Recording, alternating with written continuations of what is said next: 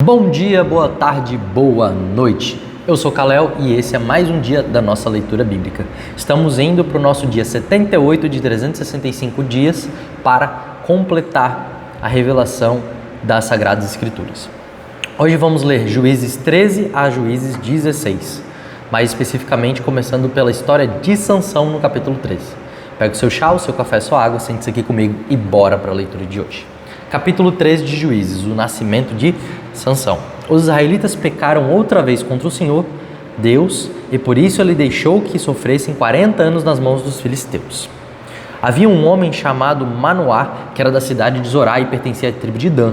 A sua mulher não podia ter filhos e o anjo do Senhor apareceu a ela e disse: "Você não pode ter filhos e por isso nunca foi mãe, mas agora você ficará grávida e terá um filho. Não tome vinho nem cerveja e não coma nenhuma comida proibida, porque você ficará grávida e dará à luz a um filho.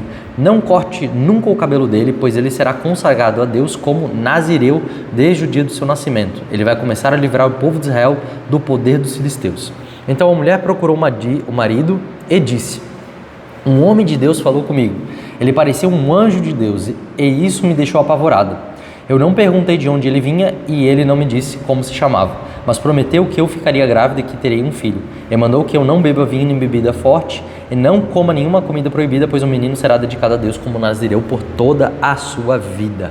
Então Manoá orou ao Senhor e disse: "Ó meu Deus, peço que mandes de volta o homem de Deus que enviaste para ele nos dizer o que devemos fazer com o menino quando nascer." Deus fez com que Manoá pediu. O anjo apareceu de novo à sua mulher quando ela estava sentada no campo, e o marido não estava por perto. Então ela correu depressa para o lugar onde ele estava e disse: "O homem que falou comigo outro dia apareceu novamente."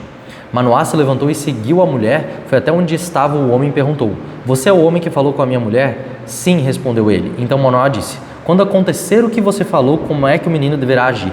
O que deverá fazer?" O anjo do Senhor respondeu: "A sua mulher deve fazer tudo o que eu disse a ela. Não vá comer nada que seja feito de uvas, não vá tomar nem vinho nem cerveja e não vai comer nenhuma comida proibida. Ela deve fazer tudo o que eu disse." Manoá não sabia que aquele era o anjo do Senhor e disse: "Por favor, não vá embora ainda, espere que nós vamos cozinhar um cabrito para você." "Se eu ficar, não comerei a sua comida", respondeu o anjo, "mas se você quiser prepará-la, então queime-a como oferta ao Senhor." Manoá disse: "Qual o seu nome? Nós precisamos saber para poder apresentar uma homenagem quando acontecer aquilo que você disse." "Por que você quer saber o meu nome?" perguntou o anjo. "O meu nome é um mistério." Então Manoá pegou o cabrito e cereais e os ofereceu numa pedra ao Senhor, o Deus dos mistérios. Enquanto as chamas subiam do altar, Manoá e a sua mulher viram o anjo do Senhor subir para o céu no meio das chamas. Aí se ajoelharam e encostaram o rosto no chão. Manoá e a sua mulher nunca mais viram o anjo, e Manoá compreendeu que aquele homem era o anjo do Senhor. Então disse a mulher: "Nós vamos morrer porque vimos Deus." Porém ela respondeu: "Se o Senhor nos quisesse matar, não teria aceitado a nossa oferta. Ele não nos teria mostrado tudo isso, nem falado todas essas coisas." A mulher de Manoá deu à luz a um filho e pôs nele o nome de Sansão. O menino cresceu e o Senhor o abençoou. Sansão estava no campo de Dan, entre Zorá e Estol, quando começou a sentir que o Espírito do Senhor o dirigia.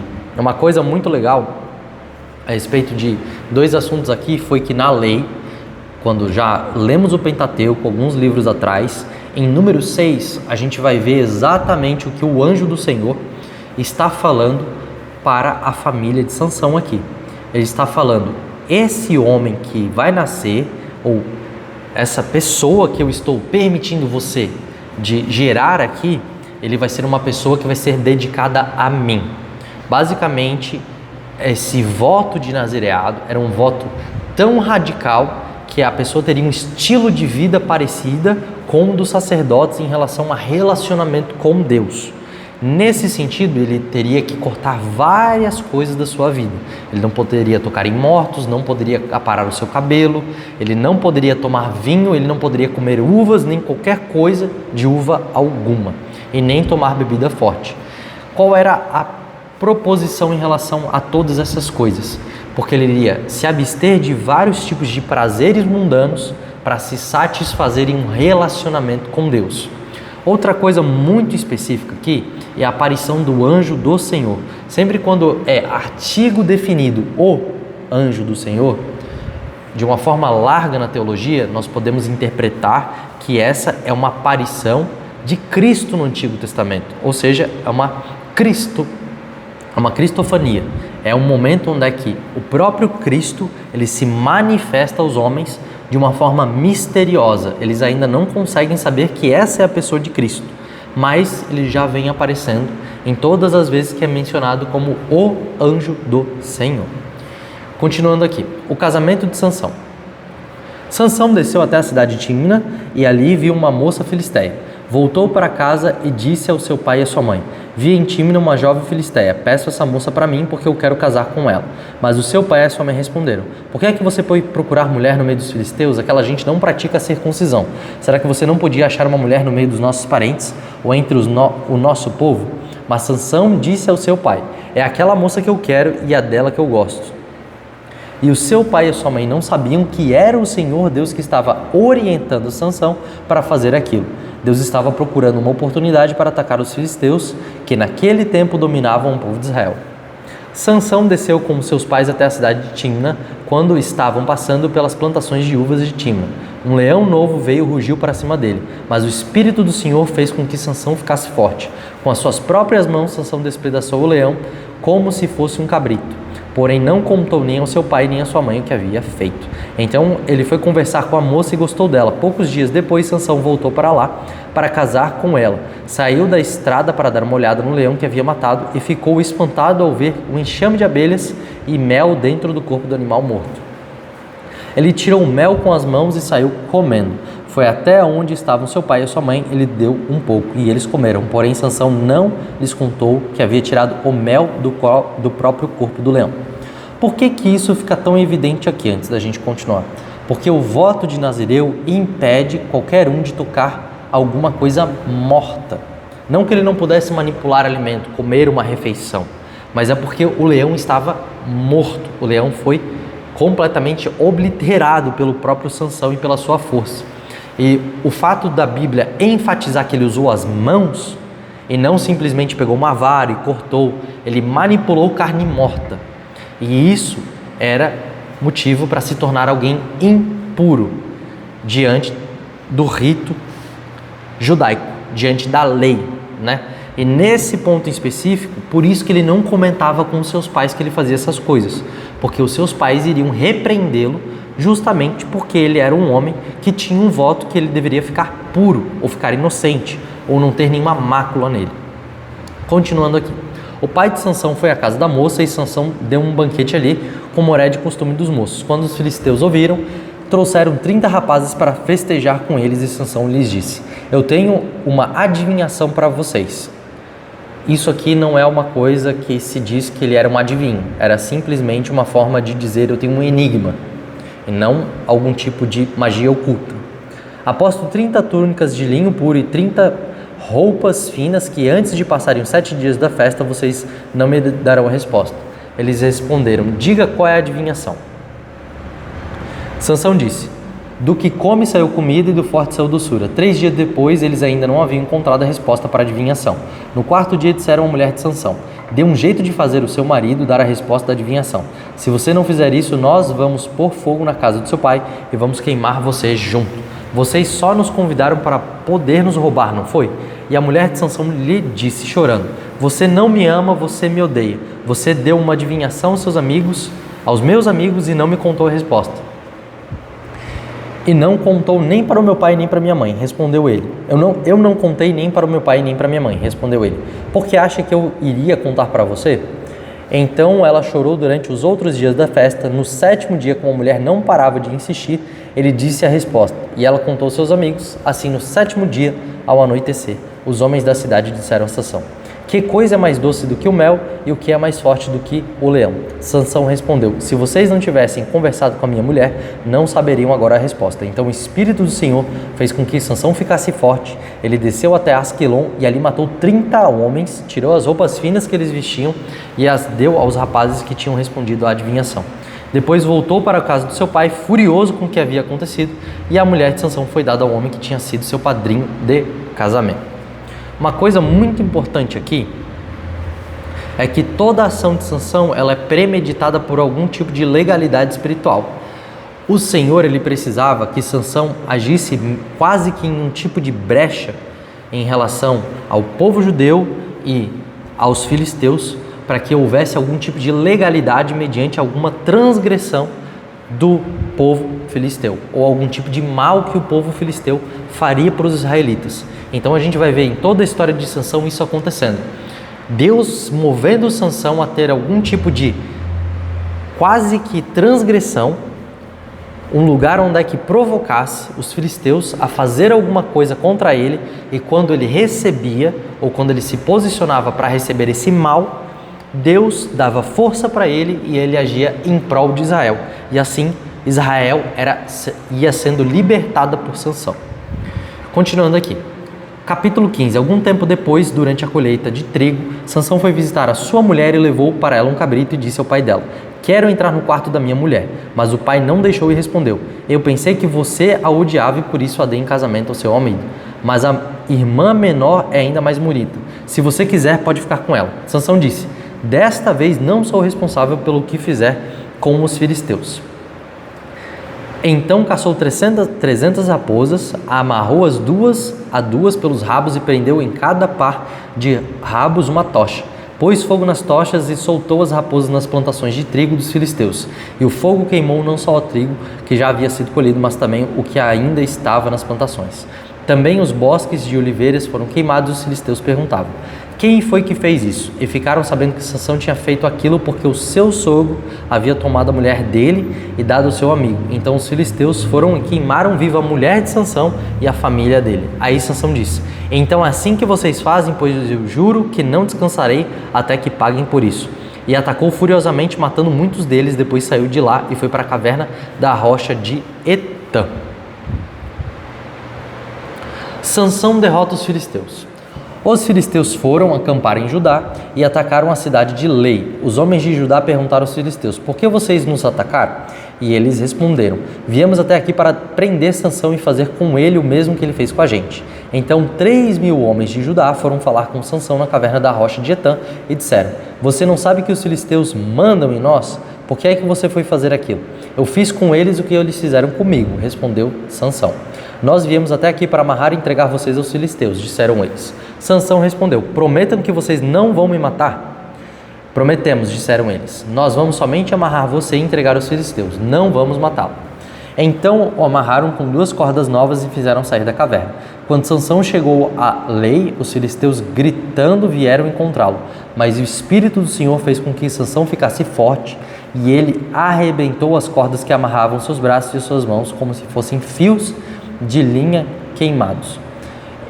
Encontrou por ali uma queixada de jumento que ainda não estava seca, pegou a queixada e com ela matou 1.000 homens. Aí começou a cantar assim: com a queixada de jumento matei 1.000 homens, com a queixada de jumento fiz montões e montões de corpos. Depois jogou fora a queixada e aquele lugar foi chamado de Monte da Queixada. Sansão ficou com muita sede e fez essa oração a Deus, o Senhor: tu me deste essa grande vitória, será que ainda vais deixar que eu morra de sede e caia na mão dessa gente que não pratica a circuncisão? Então na cidade de Lei, Deus abriu um buraco e dele saiu água. Sansão bebeu daquela água e sentiu-se bem melhor. Aquela fonte foi chamada de En-Hacoré e existe até hoje. Sansão governou o povo de Israel 20 anos na época em que os filisteus dominavam pela terra. A gente pode ver exatamente essa questão de como Sansão era um homem que ele não simplesmente era poderoso, mas que ele recebia o poder de Deus. Uma coisa que a gente mal imagina é que, na verdade, Sansão era uma pessoa extremamente inteligente. Kalel, ele não era só um brutamontes. Não. A gente não tem anotado como era o aspecto físico de Sansão. A gente imagina esse homem forte e poderoso. Só que a questão é que todas as vezes que ele agia em poder e força, ele era antes tomado pelo Espírito do Senhor. E o Espírito do Senhor, quando tomava ele, o habilitava a ser um homem que era imparável. Nessa questão em específico, nós precisamos entender que várias das vezes que Sansão aponta que ele fez algum tipo de mistério ou que ele armou armadilhas, mostram traços de intelectualidade. E por que eu estou falando isso? Porque Sansão era um homem que, apesar de extremamente ungido, extremamente poderoso e extremamente inteligente, não era alguém que seguia um relacionamento de comunhão e fidelidade com Deus. A gente vai ver aqui que ele tem várias vezes, não somente quebrando o voto dele, mas também fazendo coisas que não se poderiam fazer para qualquer israelita. Vamos continuar então aqui a nossa leitura. Sansão em Gaza. Dali Sansão foi até a cidade de Gaza. Lá viu uma prostituta e teve relações com ela. O povo de Gaza soube que Sansão estava lá.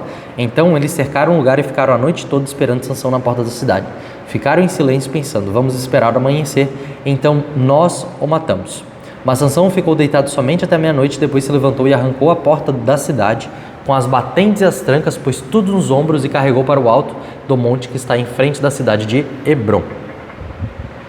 Sansão e Dalila. Depois disso, Sansão se apaixonou por uma mulher chamada Dalila, que morava no vale de Soreque. Então os governadores das 5 cidades dos filisteus foram falar com ela. Eles disseram assim: dê um jeito de Sansão contar a você, porque ele é tão forte, e como é que poderemos dominar, armar e deixar sem defesa? Se você fizer isso, cada um de nós lhes dará 1.100 barras de prata. Então Dalila pediu a Sansão: por favor, me conte o segredo da sua força. Se alguém quiser amarrar você e deixar sem defesa, o que ele deve fazer? Sansão respondeu: se me amarrar com 7 cordas de arco novas, que ainda não secaram, eu ficarei fraco, serei como qualquer um. Aí os governadores dos filisteus trouxeram para Dalila 7 cordas de arco novas, que ainda não estavam secas, e ela amarrou Sansão. Dalila havia deixado alguns homens escondidos esperando no outro quarto, então gritou: Sansão, os filisteus estão chegando. E ele arrebentou as cordas de arco como se fossem fios de linha queimada. Assim eles continuaram sem saber qual era o segredo da força de Sansão. Então Dalila lhe disse: até agora você mentiu e caçou de mim. Por favor, me diga como é que alguém pode amarrar você? Sansão respondeu: se me amarrarem com cordas novas, que nunca foram usadas, ficarei fraco e serei qualquer um. Aí Dalila pegou cordas novas e amarrou os braços dele e depois gritou: Sansão, os homens estão chegando. Os homens estavam novamente escondidos, esperando no outro quarto, mas Sansão arrebentou as cordas como se fossem fios de linha. E Dalila disse: você continua mentindo e caçoando de mim. Como é que alguém pode amarrar você? Ele respondeu: se você tecer num tear as 7 tranças do meu cabelo e prendê-las com um prego grande de madeira, eu ficarei fraco e serei como qualquer um. Então Dalila fez com que Sansão dormisse. Quando ele adormeceu, e pegou e teceu as 7 tranças dele num tear e prendeu-as com um prego grande de madeira. Depois gritou: Sansão, os filisteus estão chegando. Mas ele se levantou, arrancou o prego e tirou o cabelo do tear. Então ela disse: por que você diz que me ama, se isso não é verdade? Você me fez de boba 3 vezes, até agora não me contou por que é tão forte. E ela continuou a perguntar isso todos os dias. Sansão ficou tão cansado com a assistência dela que já não aguentava mais, e acabou lhe contando a verdade. O meu cabelo nunca foi cortado, disse ele. Eu fui dedicado a Deus como nazireu desde que nasci. Se o meu cabelo for cortado, perderei a minha força, ficarei fraco, serei como qualquer um. Quando Dalila percebeu que ele tinha dito a verdade, mandou o seguinte recado aos governadores filisteus: voltem de novo, agora ele me disse a verdade. Então eles vieram e trouxeram dinheiro, e fez com que Sansão dormisse no seu colo. Em seguida chamou um homem e ele cortou as 7 tranças de Sansão. Aí Dalila começou a provocá-lo, mas ele havia perdido a sua força, e ela gritou: Sansão, os filisteus estão chegando. E ele se levantou e pensou: eu me livrarei como sempre. Sansão não sabia que o Senhor o havia abandonado. Os filisteus o pegaram e furaram os olhos. Então o levaram para Gaza e o prenderam com correntes de bronze e o puseram para trabalhar na prisão, virando um moinho. Mas o seu cabelo começou a crescer de novo. Então a gente já pode perceber aqui que o motivo da força de Sansão não era que ele tinha músculos. O motivo da força de Sansão era porque o Senhor vinha através do seu espírito e dava poder a Sansão. A gente pode ver que aquilo que Sansão prezava no final das contas era não romper com um vínculo de uma forma total do seu voto de nazireu, ou seja, ele não cortava o seu cabelo. Era a única coisa que ele não fazia, que a gente pode ver que de todas as outras coisas ele fazia. Então ele tinha um pingo de temor a Deus mediante a questão, pelo menos, do seu voto. Quando o seu voto foi completamente quebrado, a gente pode ver que Deus o abandonou. Porque de Deus não se brinca e nem se zomba, daquilo que o homem semear, ele vai colher. Nesse ponto em específico, se Sansão tivesse sido alguém fiel, ele nunca teria experimentado ser fraco. Nesse sentido. A morte de Sansão. Os governadores filisteus se reuniram para fazer uma festa e ofereceram um grande sacrifício ao seu deus Dagom. Eles cantavam: o nosso Deus entregou o nosso inimigo Sansão nas nossas mãos. E o povo, quando viu Sansão, cantou louvores ao deus Dagom assim: o nosso Deus entregou nas nossas mãos o inimigo que destruía a nossa terra e matava muito dos nossos. E no meio daquela alegria disseram: chamem Sansão para ele nos divertir.